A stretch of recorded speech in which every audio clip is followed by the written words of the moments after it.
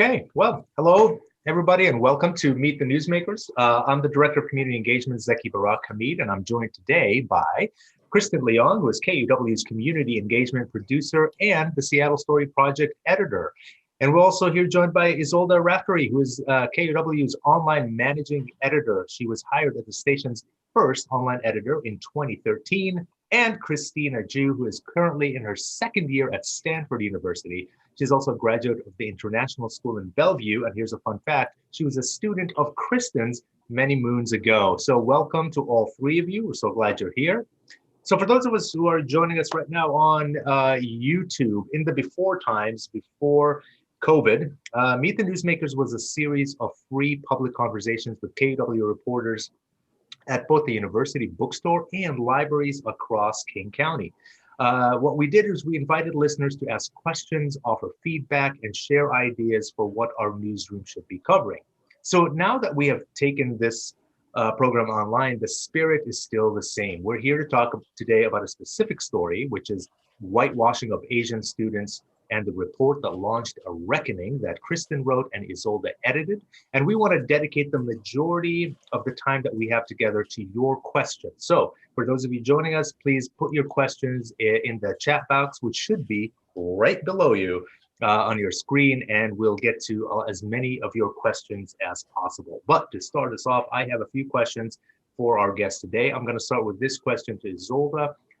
Why did you assign this story? Well, I'd seen that there was this report out of North Thurston and lumping together white and Asian students separate from students of color. And there was outrage about it. But that was all I saw, and I wanted to make sense of it. And I also just in general felt like we are really woefully behind in talking about the Asian experience in the US, both in terms of looking at, the affirmative action campaign that was led by a lot of Asian folks. And then, just hearing about the model minority myth. I felt like all of these things were things I had not heard about or read about. And I basically asked Kristin to write the story that I wanted to read. And then Kristin is interesting in that Kristin is just super thoughtful and loves to chew on big ideas. Doesn't come from a formal journalism background. So I thought that was also interesting. Mm-hmm.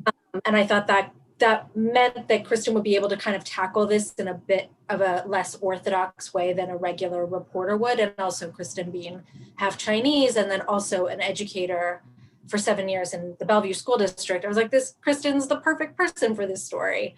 And she was the perfect person for this story.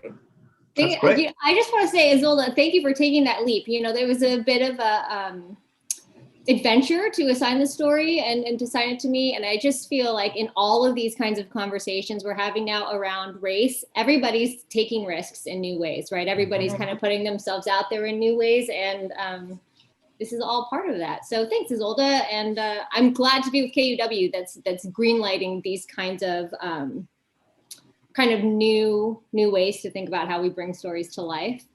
So let's build off of that. So when Isolda gave you that, that story to do, like what drew you to it? Let's start there, and then I want to talk a little bit about the imagery that you used for the story. Yeah, I share in the piece Christina's initial reaction that she shared with me, and we're going to hear from Kristina today too. And she said, when she emailed me, she said, initially I felt angry and confused, and I absolutely shared that same reaction with Kristina. I had that North Thurston was so communicative and upfront in my reporting for this story. I had the opportunity to read a lot of the emails that the district received in response to that report going viral. There was a lot of anger, right?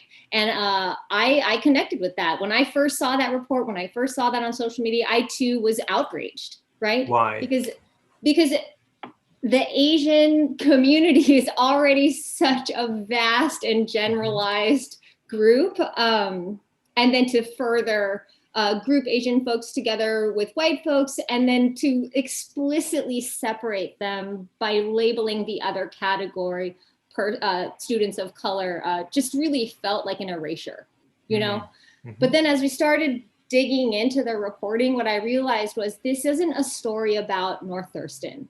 This isn't a story about one report or one school district. As you see in the story, not just other school districts are lumping Asian and white students together, but in general, in a lot of equity discourse, we see a lack of Asian representation when we talk about the need for more representation or the need for more conversation. I see the Asian community left out a lot. So I was really excited to take this on.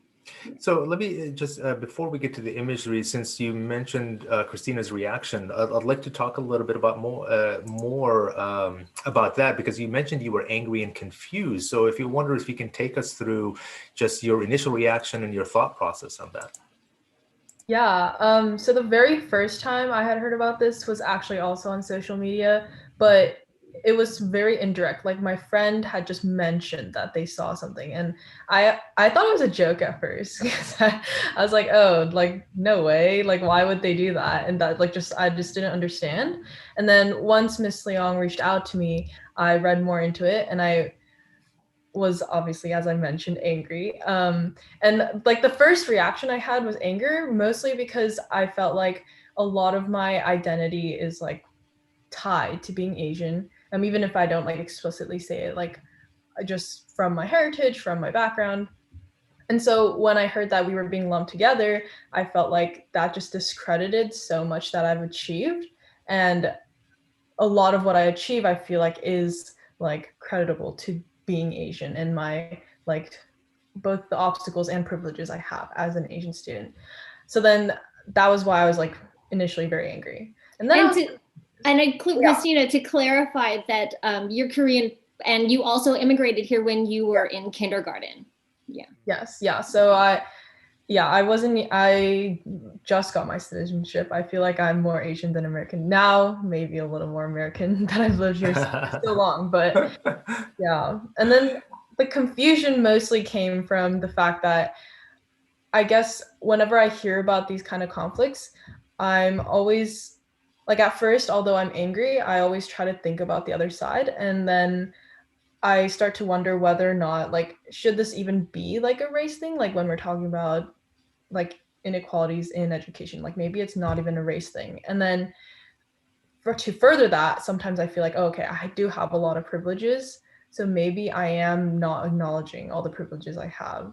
And so it's just like the imbalance between the two, and then just feeling angry about all that brought those two emotions together. Yeah, it's really tough to kind of have sort of like a leg in both sides, so to speak, of kind of recognizing the certain privileges you have, but then from a larger societal point of view, there's a lot coming at you as well. So, and especially for, for first generation American. Congratulations on getting your citizenship. I remember when I got mine, that was one of the most beautiful days of my life. So I hope it was joyful for you too.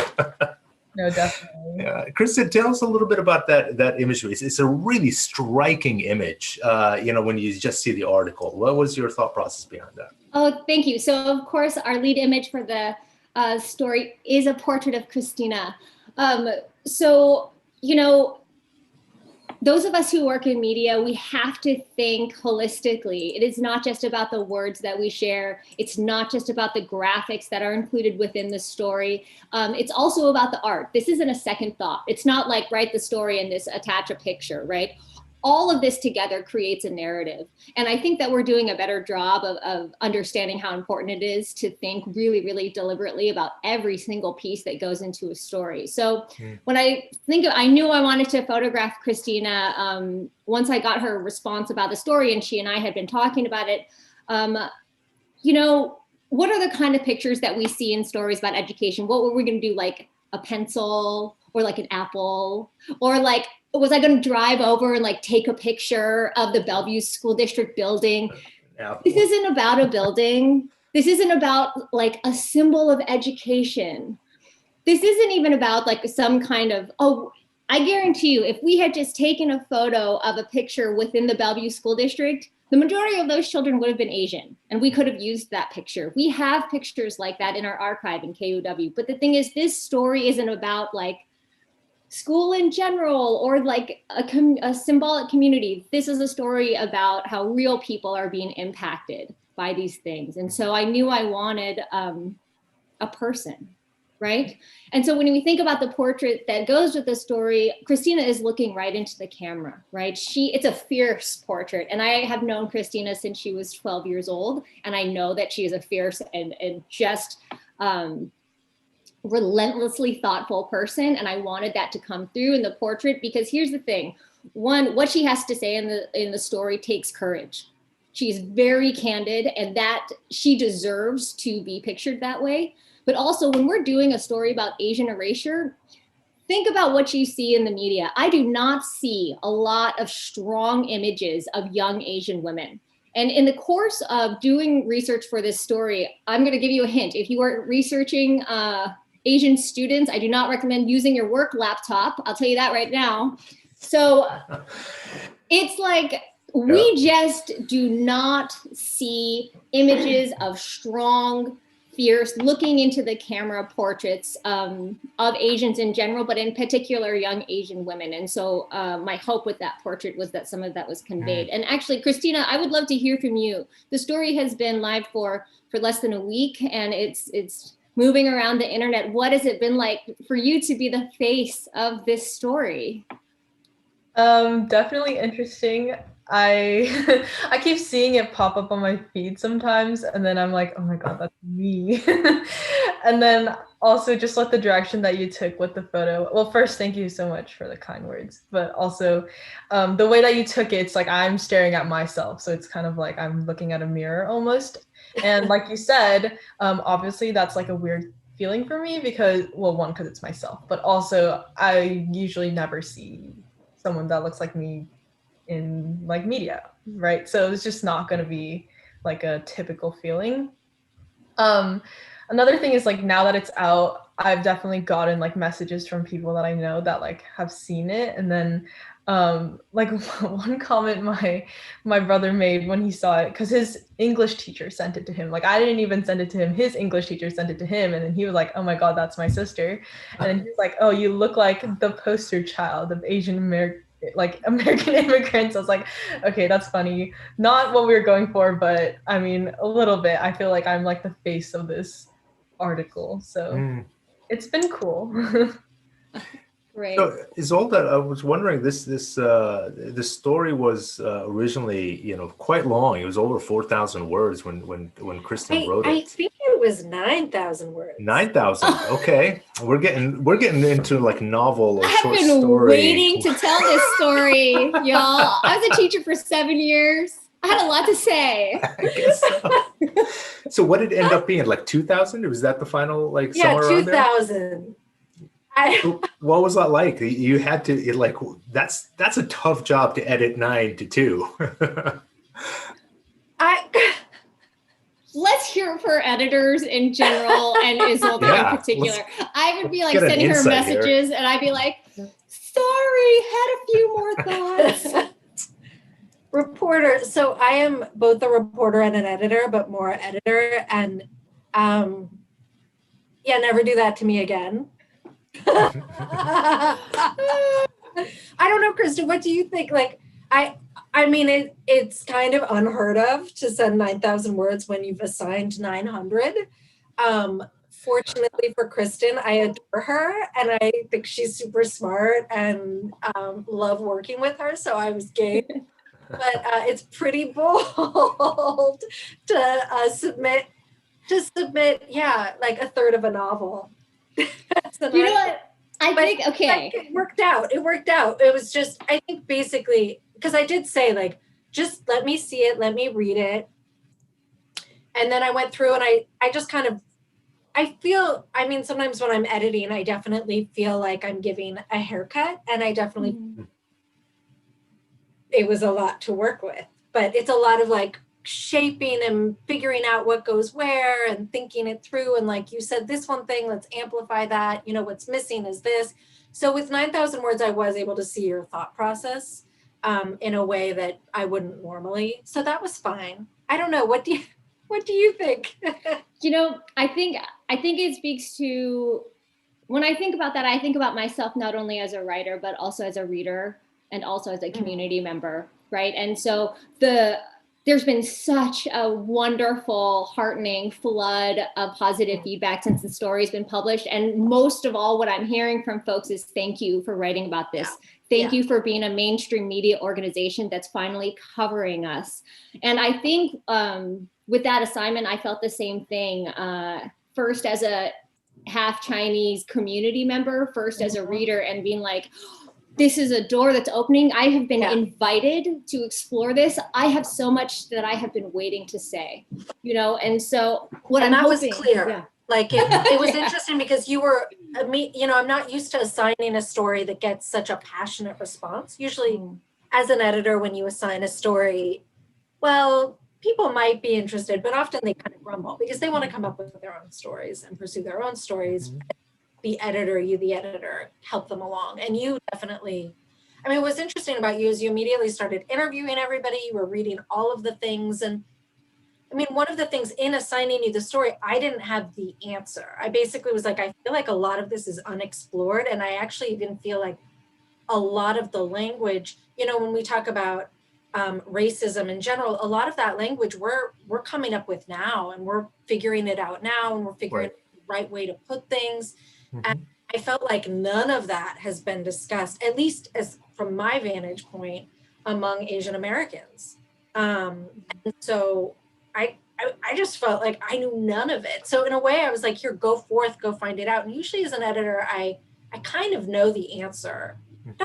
I have a hypothesis, let's say that. I don't always have the answer at all, actually, but I have some idea. And here I had no inkling of what you would find or what you would come back with. And so in a way, 9,000 words, I know I just kind of teased you about that, but I think we were both sort of at sea a little bit, like, what is this story about? Because it hasn't been done, right?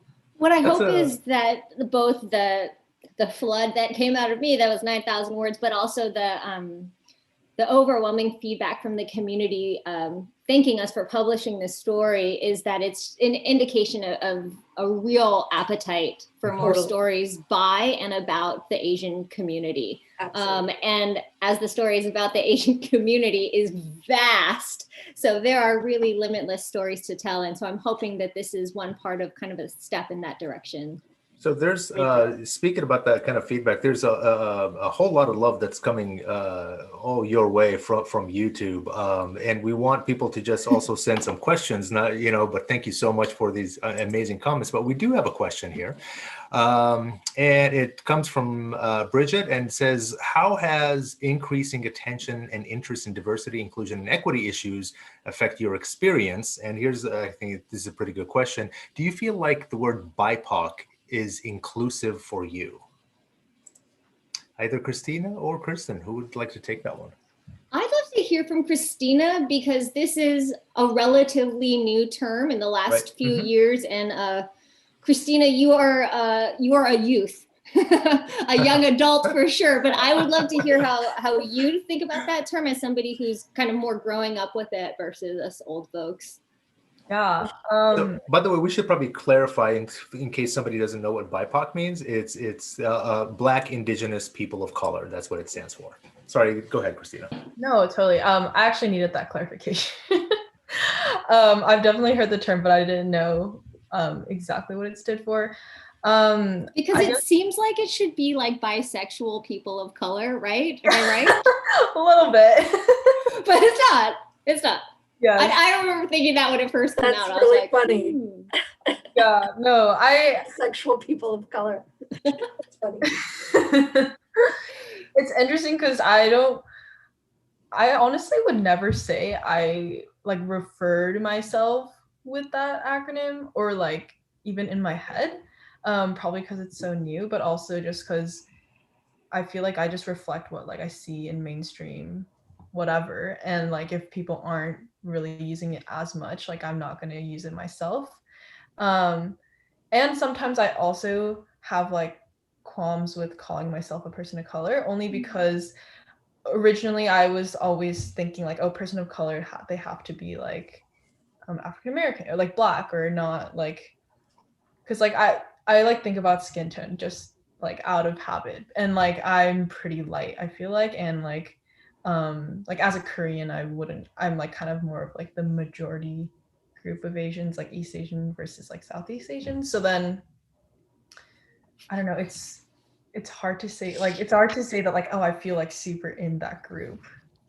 That's a great segue. I'd actually like to bring up an email. We have gotten so much love and support from folks and feedback, but we also value critical feedback as well, and it helps us shape our thinking going forward. And I want to shout out Diana Huynh, who emailed us a really thoughtful email and pointed out that there's a section in the essay where I say, I'll read the sentence here. I say, as a teacher, I saw that privilege. I'm talking about the privilege of that I saw Asian students receive in terms of like being sort of excused for behavioral or academic challenges, right? So I say, as a teacher, I saw that privilege play out in the assumptions of some of my white colleagues.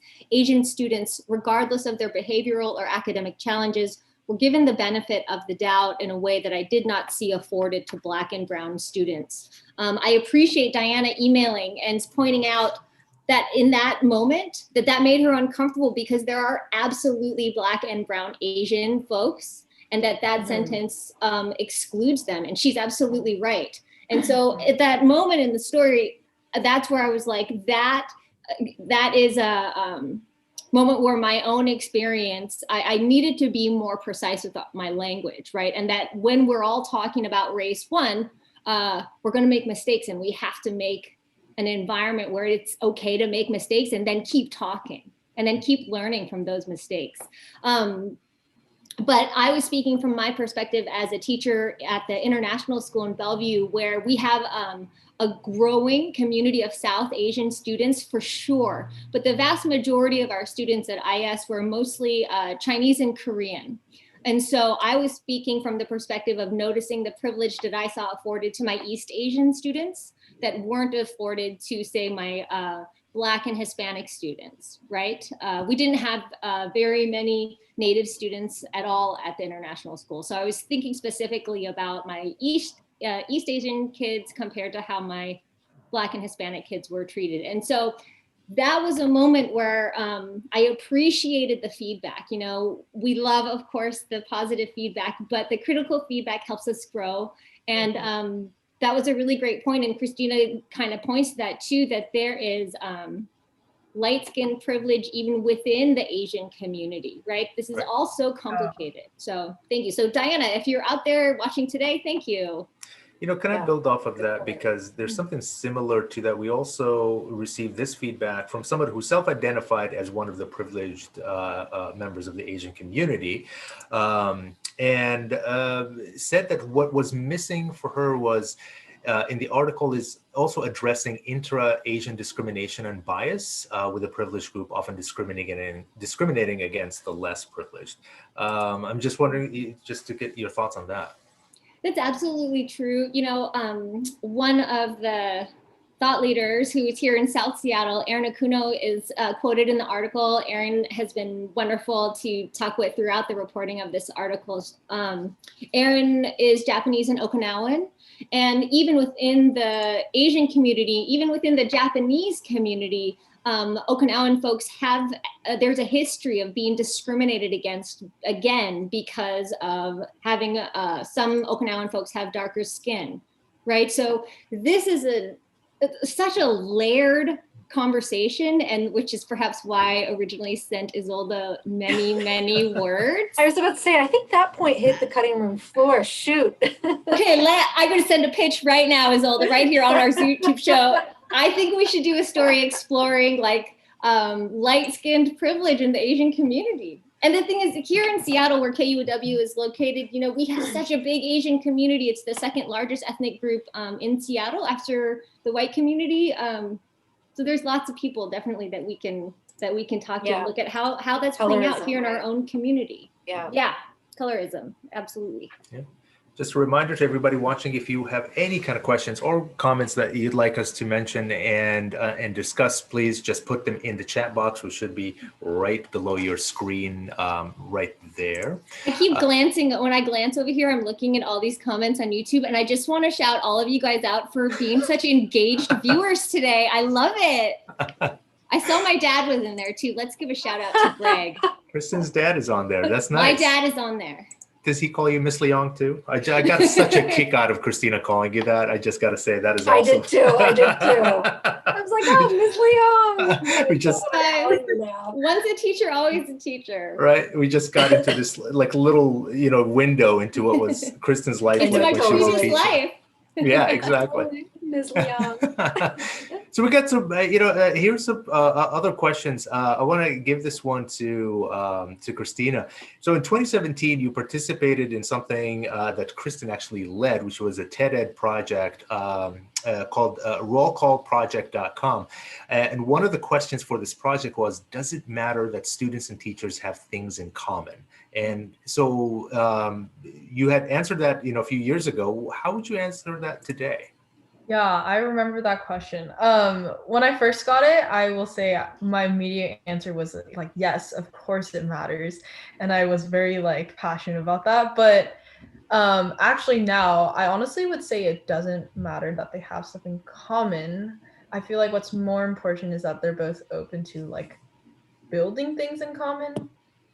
Like, for instance, to be completely honest, when I first met Miss Leong, I didn't know for sure she was half Asian. I just I guess the biggest thing in common was we're both women. And then, but from there, since we were both open to it, we built such a strong relationship. And I think that was what made all the difference. So yeah, that's what I would lean more towards now that I got that question. Yeah. And I should mention that Kristin had that project because of the percentages of teachers who are white are really disproportionate to the student population. So that right.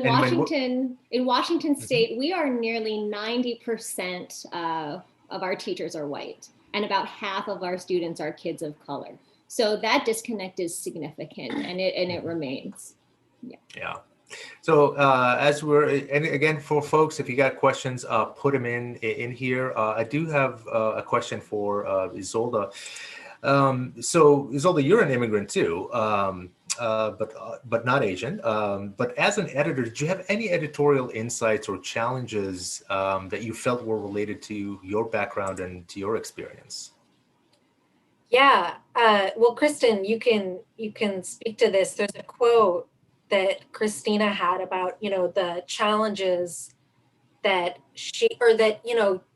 her response, Kristina's response to the report, well, I have challenges. I've been on customer service lines with my parents too. And just the immigrant experience in general is really challenging. I came over when I was 4 from Ireland. My mom is French, so European immigrant. And immense privilege in that my family, may not have had a lot of money, but very educated. So a lot of that, and just that, I call it that immigrant drive that I see across every single immigrant group, actually. And that itself, that drive is a huge privilege to have been raised with that. But Kristina's quote about that, I kind of pushed back to Kristin. I said, I had that too. I definitely called customer service for my mom. And I've definitely helped my parents navigate systems. But at the end of the day, a teacher doesn't look at me. I knew growing up, teachers would look at me and assume, but I think they thought, oh, I was a good student, in part because my parents were these super engaged immigrants, because I'm white. And I presume that teachers have sort of similar feelings on the whole, not all teachers, toward white students or Asian students versus Black students or brown students. And it's something I've been thinking about a lot. There's a study that came out a long time ago, actually, showing that if you tell a teacher, you pick 5 random kids in the classroom at the beginning of the year and you say, these are the best students, at the end of the year, they actually will be the best students because of that teacher bias. And so I've assumed that teachers would look at Asian students, and again, that's a big umbrella, I know, and white students, and just assume that they are better students than Black and brown students because of those biases. And I've been thinking about it because my best friend down in Los Angeles, her daughter is in a class, and in Zoom, she hears the teacher yelling at the Black and brown students all the time. And, we now have this window into our kids' classrooms, and it's been heartbreaking. What does she do about it and all that?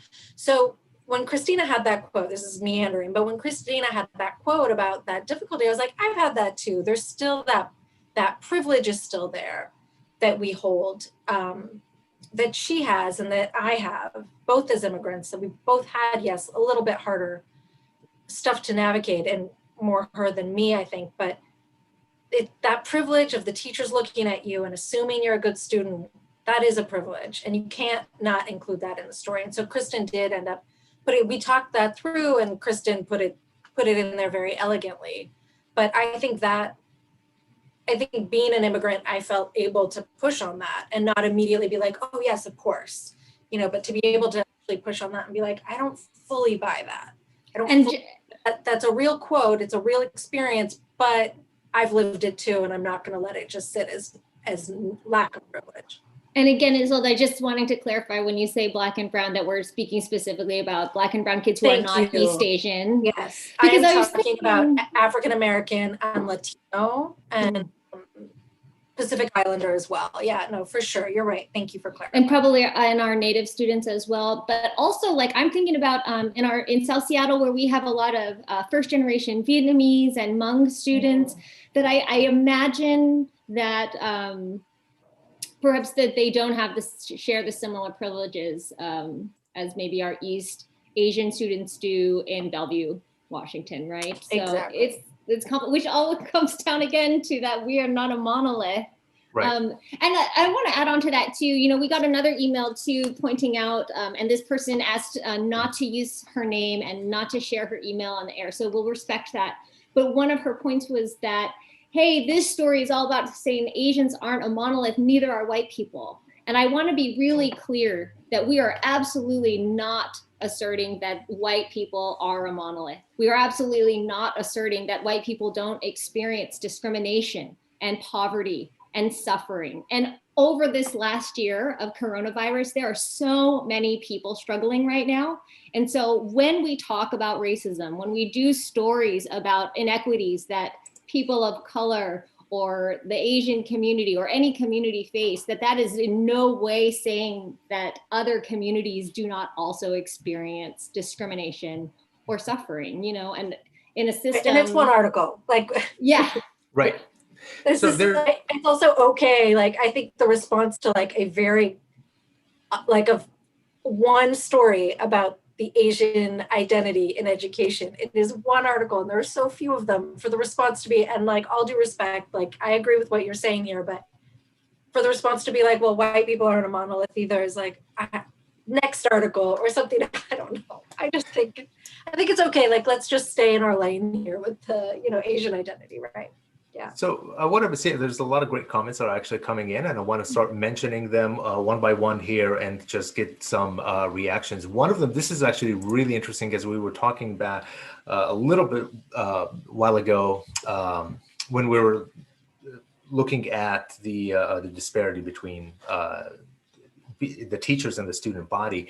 Melina commented, there's unintended consequences of Brown versus versus Board of Education that still impacts disparities in the racial makeup of public school teachers. That is a great comment, because one of the unintended consequences was the Black schools shut down, which means that the students mixed in with the white schools in with the white teachers. So that kind of directly There's another comment here that I think is really interesting. A lot of folks are having this conversation, and I would like to get your reactions on it. It's really between the disparity between age and privilege that comes from academic assumptions and the othering that comes with being non-white. So it's one of those damned if you do, damned if you don't, right? They're assuming that you have high academic achievement, right? That falls in the model minority myth. But at the same time, there are, you're being discriminated against because you're Asian. And we don't have to look too far for that. I mean, just look at some of the things that were thrown at the Asian community because of the coronavirus. So what are some reactions to that? Christina, I'd love to hear a little bit, your thoughts on this. Yeah, I don't know, it's hard because, yeah, like you mentioned the coronavirus thing and how there's all this anti-Asian discrimination. And I feel, well, one, I just feel like, oh, I can't believe it took all of that to even shed light on it. And then second of all, just like the whole model minority thing, like going back to what you guys were saying, or about like the whole immigrant experience and then like the teachers giving them the privilege, I thought it was like really interesting because I have felt that like firsthand, and like it definitely is a huge privilege because I think that there's a lot of things from school that I got that other students didn't get just because my teacher thought I was a great student or like assumed that firsthand. So I don't know, it's just Complicated. Yes, it's complicated. I can't give like one concise like reaction to it, I feel like. Perhaps you can also send Isolde 9,000 words and she'll take a look. Yeah, definitely. Yeah. How about you, Kristin? So what is the question? Well, it was an observation that that people are discussing, the disparity that between Asian privilege that comes from academic assumptions and the othering that comes with being non-white. So there's that kind of disparity. Does that make sense? Yeah. Do you have any other thoughts other than what Christina said about that? If not, I can move on. There's some other comments and questions here too. Just that I think that racism is illogical. That's my only answer, right? Like people are complicated. Right. Human beings are complicated, right? And so when we say you're supposed to be like this, and then we're discriminating against you whether you're like that or not, the bottom line is it's all stereotypes that reduce people to two-dimensional versions of themselves are never accurate. So here's something that came in that a question that gets into, I think, something that I'm sure we've all, those of us here on the call, we've heard before. But let's dig in a little bit. It might be a little bit problematic, but that's what we're here to do. They're talking really about class and race, right? We have a lot of that, and they're asking like, what is your parents' level of education? And they said they ask because they doubt that somebody who's Asian from a low-income background and education would say that they are privileged, right? Oh, let's talk about that. I love it. I love it. Excellent. Go ahead. So I absolutely have the privilege of being half white, for some people passing for white and for others not. I have the privilege of having light skin. Right? I have the privilege of being born into a family. My first language is English, right? I was born in Hawaii. My first language is English. But I was the first in my family to graduate from college. I was then the first in my family to get a master's degree. My dad is in the audience right now. And, I know he wouldn't mind me mentioning, for my dad's side of the family, my dad didn't graduate from high school, right? My dad's family grew up managing parking lots. We are working class people. My mother is a nurse, right? So it's complicated because despite all of that I don't come from class privilege, but I absolutely have education privilege. I absolutely have light skin privilege. I have the privilege of being half white, the privilege of, in some circumstances, passing for white, all of that. So again, I say, stereotypes that reduce people to two-dimensional versions of themselves are never accurate, and privilege is complicated, and race and culture is complicated. And as Isolde pointed out, education is really a currency, right? That if you come from a family that might not have much money, but they have education, that itself is a privilege, even if your family is experiencing poverty. So one of the things, Christina, that I appreciated about how candid you were in your response that's featured in the essay is that you say something along the lines like, do you know your exact quote, Christina? Do I come from? I know what you're talking about, where I was like I'm not something, I don't know the exact words, but it was like, I am privileged, although I'm not rich, because that's not true. Right, you said right. And like,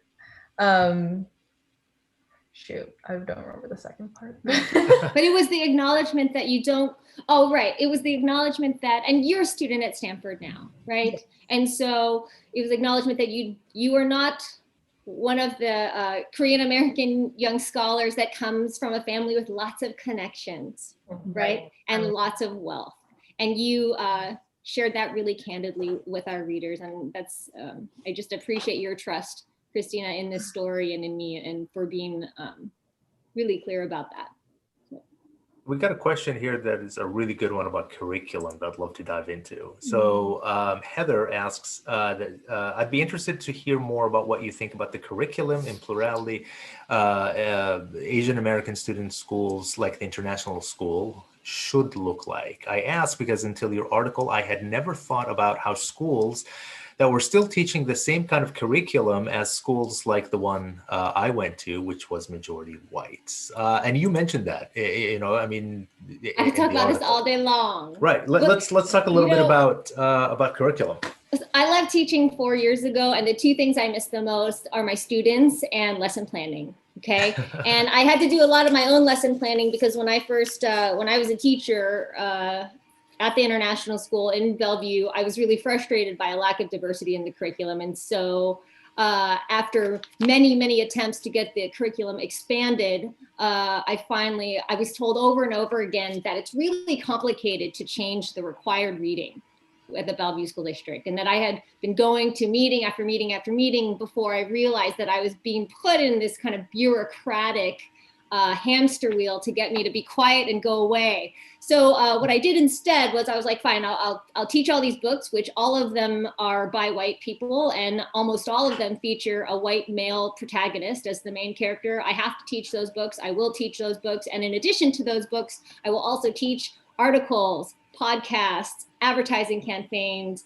Christina is very well versed in the different kinds of materials that were brought into my humanities class because we had to have more diverse voices, and not just voices in the curriculum that reflected the identities of my students who were mostly Asian or mixed race, white and Asian or white, but also voices that didn't reflect students that they went to school with. There were very few Black and Native students at the international school where I was there, and our students still need and deserve to hear voices from all different cultures. And so curriculum, diversifying curriculum is close to my heart. You know, I had another email from a woman named Julia Morse, who I really appreciated. She was so lovely. She wrote and she was like, yes, read your article. And by the way, the international school, why don't they have very many international languages? And I was like, Julia, let's talk about it. This is one of the things that was in my original 9,000 words to Isolde, but it had to go because there was too much to talk about. I was baffled that when I first started teaching at the international school, I was a second-year teacher. I spent my first year at the Highline School District. I was like, what do you mean the international school only offers 2 languages and they're French and German? This is not to say anything bad about French and German languages and learning those languages, but it is confusing. You just insulted Isolde right there. Now, look at that with the French. I even find that baffling. That is so antiquated. But then German was even removed, and now it is only French. So the international school requires children to go through 7 years of French, and that is their only option for a language. So I find that confusing. But when we talk about white supremacy being embedded in our education system, I know that's a fiery word that gets people's kind of little heckles up. When we talk about white supremacy embedded in our school system, it's not that schools are going into classrooms and telling students this race is the best race. Okay, that's not what we're seeing. But what we're seeing is a school called the international school where the only language that kids have the option to choose from is French and French. That's really, really strange in a school where the vast majority of the children there are Asian, and the majority of languages spoken in the country, the fastest growing languages are, you know, Chinese and Spanish. And yet the only language offered at the school is French. And then of course, in the article, I write about how the curriculum, the humanities curriculum lacks Asian authors. And you know what? The Bellevue School District was very communicative and absolutely acknowledged where they have room to grow. And I really appreciate their willingness to be in communication with us, knowing that we're writing a story that is shining a light on them, right? And so I just want to say we're all doing hard work. We all have room to grow. In their statement, which you can read, which is linked to the story, you can see that the examples that they gave where there are Asian themes and Asian authors are all relegated to the social studies department. Mm. Now, it's important that we have diversity in the social studies department, but diversity and people of color cannot be relegated to the, the history department. We have to have diverse voices in our art lessons. We have to have diverse voices in our math lessons. And I'm a former English teacher. Yes, of course, we have to have diverse voices in the humanities department. We have to incorporate lots of different kinds of perspectives and reflections of what it means to be a person in every class at all grade levels. So we got a few more questions here, and we only have, about 10 to 15 minutes left. So I'm going to kind of go through them. Before I get to these questions, I do have a question for Isolde that I'd love to know, because Isolde, for those of you who don't know her, has worked all over the place. I mean, she's such an incredibly accomplished journalist, worked in a lot of great places like the New York Times and NBC. And so I'd love to ask you, like, as a journalist, how have you seen stories about race in general and specifically about Asian themes in particular evolve over time? Okay, well, I'm not, Kristin and Christina, correct me if I'm wrong, I'm not seeing many articles about Asian folks and just the Asian American experience. Am I wrong? Are there a lot? Am I missing them all? Zola, this is why I had to send you all those words. We have a lot to catch up on. Okay, well, that makes me feel better because, sometimes they call it the editor drive-by when you're like, oh, I've seen this thing, or I just realized this thing, and everybody else is like, yeah, we all know. And also I'm white, so maybe I'm not paying attention to that. I feel like race in general is being discussed more thanks to the Black Lives Matter movement, going back to maybe 2015, 2014. I really want to say, as a journalist, the first time I started realizing that we were going to talk about race beyond a discrete event was Trayvon Martin. Mm-hmm. When was that? What year was that? 2012? Yes, I believe. Yeah, either that or 11, somewhere on there. Yeah. I think I want to say it was February 2012 or something, like that date sticks out in my mind. But, and Al Sharpton went down there. I was on the desk at NBC and I was like, wait a minute, we're going to talk about this. This wasn't just an event. And all of a sudden it felt like the dots started being connected for a white audience. I don't want to say for a Black audience, but I do feel like race, we started talking about race, we started having language around race, we started elevating Black writers and Black thinkers.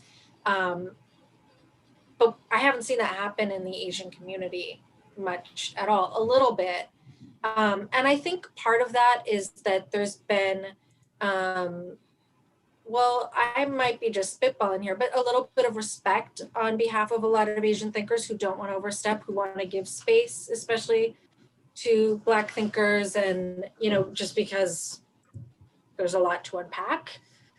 But I do think what we're ending, I do think there's space for discussing what's happening to Asian Americans, especially when you see all the incidents of racism that's happening because of coronavirus and just other. And I think that there's going to be more space to discuss it. And I hope there is. I hope that we keep talking about it. Yeah, you were right. It was February 26th, 2012 is when Trayvon Martin. Oh, was it? Oh, yeah. Wow. Okay. So yeah, you were right on that. That's Amelia, our brilliant colleague, who's helping us out today. Oh, okay. Cool. Gave us that. Okay. Wow. Yeah. Yeah. Yeah. Go ahead, Kristin. Just, I like to think about it like if the whole neighborhood is on fire, it's like you start pouring the water on the house with the biggest fire, you know? So I think it is absolutely time, and we all not just communities of color, but white communities too, owe a debt of thanks to the Black Lives Matter movement, right? Totally. And so we absolutely need to be talking about anti-Black racism in our schools, in our newsrooms, in the world, right? And we need to be talking about other kinds of discrimination too. But I think, I just want to have a moment of like, I think we all owe a big debt of gratitude to the serious civil rights reckoning that is happening right now in the world that has been led by the Black Lives Matter movement. It is. And has been in history, right? I mean, Exactly. You know, and within kind of like, you know, we were talking earlier about just other, you know, folks that do identify as, you know, people of color from different places. And so we were talking about the intra discrimination that kind of happens. One of the things, for instance, that completely gutted me, and is something that I simply cannot shake off, is that you know, when George Floyd was killed, the person who called the cops on him was Palestinian, and I'm Palestinian, right? And it was like when I read that, it was one of those things that just got, tears you to pieces, something that it is very hard to get over, if any, but brings up this really bigger just problem that we're all dealing with here. Racism is, you know what? Racism is not a white people problem. That's right. Ruchika Tulsion, who's a brilliant thinker based here in Seattle, she said a great thing at a event that we had a few years ago, and it always stuck in my mind. Ruchika said that, I want to get her words right, but essentially that sexism is not a man's problem. Sexism is a patriarchy problem, right? And it's not that, it's not like only men who are perpetuating misogyny, right? It's the patriarchy. Right. So absolutely. Ruchika said it in a beautiful way. That was my summary of it. So shout out to Ruchika. If anybody wants to read more about that, exactly that concept, follow Muna El-Tahawi. One of them was just a brilliant Egyptian writer that has really dedicated her career to writing about the patriarchy. And she is not for the lighthearted, let me tell you. I mean, she is just Can you say her name one more time? Muna El-Tahawi. Okay. Yeah, she's absolutely a brilliant writer. So a couple more questions here before we kind of call it a day. Let's, there's a really great question here about keeping the momentum going. You know what, I'm going to keep that one as the last question, because that's a good one to kind of sign off on. Let's do one more before that. Somebody says, for Christina and Kristin, do you feel that the majority of white curriculum taught by white educators teach students of color to assimilate to a system after they graduate? Christina, I'd love to hear from you. First, I would just like to say, again, the majority of our educators here in America are white. The majority of educators in Washington are white, and the majority of educators are incredible. Okay, and this year over COVID, they have been absolutely they are frontline heroes too. They get lost in that conversation, but teachers are struggling. And you know what I see, and when I was a teacher, I used to do a lot of workshops, and I would teach to teachers. So the majority of my workshop participants were white. Teachers want to do this work, and they are doing it. They are spending their summers and their weekends reading anti-racist work. They are listening to people of color. Teachers are really, really trying, and they are trying from a space of, they were perhaps not raised to think about these things, right? And so, I think Zeki is old and I can speak to, it's hard to learn new things when you're old. You know what? Teachers are doing their best, okay? So this is not about blaming white teachers at all, right? This is about a calling in to be like, let's look at all of it. Let's look at why the equity plans in a district that is mostly Asian doesn't mention Asian kids. Let's talk about why curriculum has an absence of voices from particular communities, whatever those communities are, right? So I just want to be really clear that our teachers are really, really doing incredible work right now during a pandemic. And for teachers who are teaching in person, they are risking their lives to do their jobs. Great call out. All right, so let's kick it off on this last question here from Fawaz, who says, how do you keep the momentum going? And especially, he said, related to civil rights reckoning led by BLM, right? So how do we keep this momentum going? And I want to know, how do you keep, you just, for Isolde and Kristin, you really brought up this incredibly important topic, right? That we just kind of explored. It's not really written about that much. How do you keep that momentum going? How do you keep, I'm repeating myself now. Let's get some answers or thoughts. I think we keep writing and listening. That's the first step. And part of the listening is things like this and hearing from folks, like all of your YouTube comments and your emails and your comments online, and really listening to those, not just even when they're critical, but maybe especially when they're critical, but also the love and support. We're listening to that too. And what's that's doing is sending a messages to not just our organization, but to the media world at large. There is absolutely an appetite for these stories not being covered yet. Yeah. I mean, the momentum, honestly, when we get lots of great feedback and people on both sides, like critical feedback, positive feedback, that's really encouraging and it's exciting. And we realize we've hit a nerve and we realize, oh, people want more of this. So we are constantly led by Zeki, you and Kristin, honestly, constantly taking the temperature of our communities. And I think people really want to talk about this right now. We're trying to figure it all out together, right? Actually, there's one other thing. I'm sorry, I didn't mean to cut you off, Christina. Go ahead, and then I'm going to mention actually one more question that came in that's pretty important. Go ahead, Christina. Yeah, no, just one thing I wanted to add was, like, just to remember, well, for me personally, a lot of times, like, watching this, I feel sometimes, oh, like, it's not going to work out. Like, people are just trying, and, like, not that much change is going to happen quickly. But the thing to remember is, like, it's not going to happen quickly, right? Like, this isn't just a phase. Like, we're not just going to talk about it right now, and then later, if it's not popular, we're not going to, like, just stop talking about it. Like, the whole point is to keep talking about it so that it becomes the norm. So that's, like, one thing I try to keep in mind when I think about these topics. Great. So there is actually one more that came in that's pretty important, which is what kinds of stories about Asian experiences are lacking from mainstream media coverage? That's something that we had addressed, I guess, in the description of the event, and we didn't quite get to. What is lacking right now? What do we need to write more about? I'm going to circle back to the opening conversation that we started with, talking about, I think we need more literal and figurative pictures of strong, young Asian women. I just don't see a lot of them at all. But yeah, so I'll start there. That's great. I think the layers. Yeah, go ahead, Christina. Sorry, I didn't mean to cut you off. This is the layers that we talked about earlier.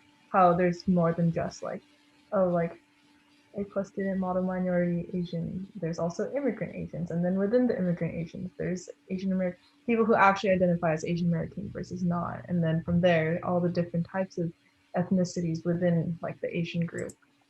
And I think that's what's also really missing. Also, can we have more mainstream conversations about the Asian hip hop community? I'm just saying. Isolde, pitch coming soon. Do you have somebody we should listen to? I just think there's a whole underground culture that I'm like, let's hear from folks. Yeah. Excellent. Okay, so moving forward for the folks, I know there's a lot here, and there's a lot we didn't, get to, but you can. We want to keep the conversation going, right? So if you still have comments and questions, stuff like that, you can email us at engage@kuow.org. You can follow us on Twitter at KUOW and you can also sign up for our newsletter, and our colleague Amelia is going to drop all of that in the chat so you can kind of see them there. So yeah, give us your comments, give us your questions. What else do you want us to cover? We want to keep the conversation going. This is definitely not a dead end. So thank you all for everybody that tuned in today. Thank you to Kristin Leong, who is KUOW's community engagement producer and the Seattle Story Project editor. Thanks to Isolda Raftery, who is KUOW's online managing editor, and Christina Ju, who was currently a second-year student at Stanford University and was one of Kristin's students back in Bellevue. Thank you all for joining us today, and we hope to see you soon in more events like that. Take care, everybody. Happy New Year tomorrow, everyone. Y'all, it's the year of the ox. You know what that means? No, what? That means hard work and steadiness. And steadiness. It's tempered with the steadiness. We are up for it. Okay. We are ready. Are we? So okay. We are. This is all hard work and we're going to do it. So happy New Year to everybody out there. Happy New Year, and be safe this